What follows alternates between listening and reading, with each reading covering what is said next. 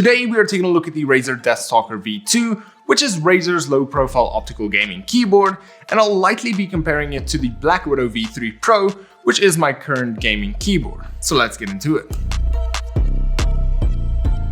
This is the Razer Deathstalker V2, and it is probably one of the best keyboards that I've used, and rightfully so, since it comes in at a price tag of around $200 or 4,000 Rand local. Now this does place the Deathstalker V2 in a more premium price tag, but I do believe that price to performance ratio, it is worth the premium price tag. Now in the box you do get the keyboard itself and a removable USB-C to USB-A cable, and even though it can be removed, you'll have to actually keep it plugged in with this model as it is a wired version. But if you do want a wireless version, just go out and buy the V2 Pro, as that is the wireless version of the V2. As far as build quality and design goes, the keyboard is really sturdy since it has an aluminum top plate. The keys are laser etched with an ultra durable coating. You have your multifunction roller and media key as well, which I really enjoyed.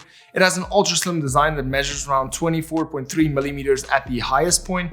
And honestly, I've been enjoying the low profile keyboards a lot more these days. And then of course, the thing that makes this keyboard great is the Razer linear low profile optical switches.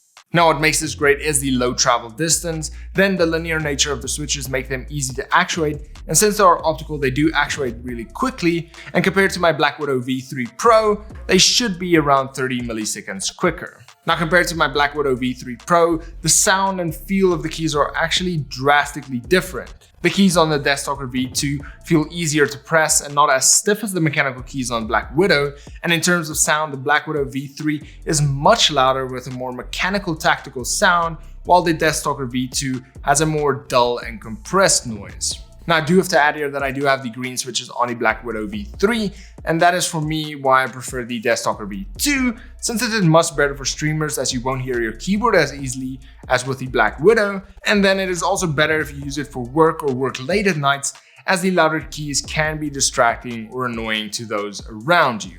Let's listen to both these keyboards back to back.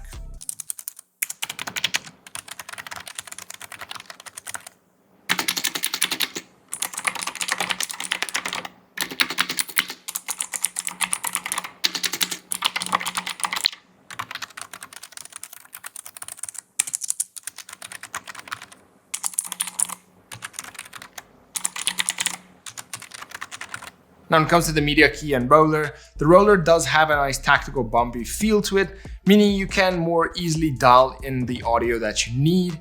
Then the media key also presses really easily and it has a nice clicky sound to it. And then the feet at the back also has two different angles, which can be either set to 5 degrees or 9 degrees depending on the height that you want the keyboard to be lifted at. The Deathstalker V2 works with Synapse, where you can control your RGB lighting of the keyboard, or use it to activate Hypershift mode for more shortcut keys, or activate game mode if that is something that you need. In games, the Deathstalker V2 felt really responsive, and it worked in many different games from first-person shooters all the way to single-player games. Now compared to my Blackwidow V3 Pro, it doesn't feel more or less responsive, and will mainly come down to those few milliseconds faster actuation and what you want your keyboard to feel like, since I know a lot of people do like the tactical bumpy feel, and in that case the Blackwidow V3 Pro is probably going to be best for that.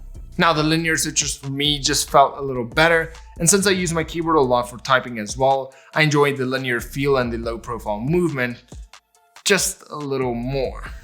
And then even though the Deathstalker V2 Pro is also a full-size keyboard, it just looked a little bit more sleek on my desk since it is a low profile design, so it does take up a little less space, and the thinner, smaller design really looks good compared to the thicker, more bulky design of the Blackwidow V3 Pro. Overall, the Deathstalker V2 is a great keyboard. The keys feel really good, the linear switches make them easy to actuate, and for me the low profile design makes the keyboard look sleek and stylish. I also love how quiet the switches are, and for gaming and general use, this keyboard is hands down worth every single cent. Now as mentioned before, if you like this keyboard but you want it to be wireless, then take a look at the Deathstalker V2 Pro, and it's only $50 more for the wireless version compared to the wired one. So if you need it to be wireless, then of course you can pay the more premium $250 compared to the $200 for the wired version. And if you don't care, just save yourself $50 and buy the wired instead of the wireless, and you'll still be happy. And that is it for today's video. Hope you guys enjoyed it, and if you did, please leave a like and subscribe. Also, if you have any questions on the Deathstalker V2 or the Blackwidow V3 Pro, leave them down in the comment section below and I'll get back to those for you. And then, as always, until next time, cheers.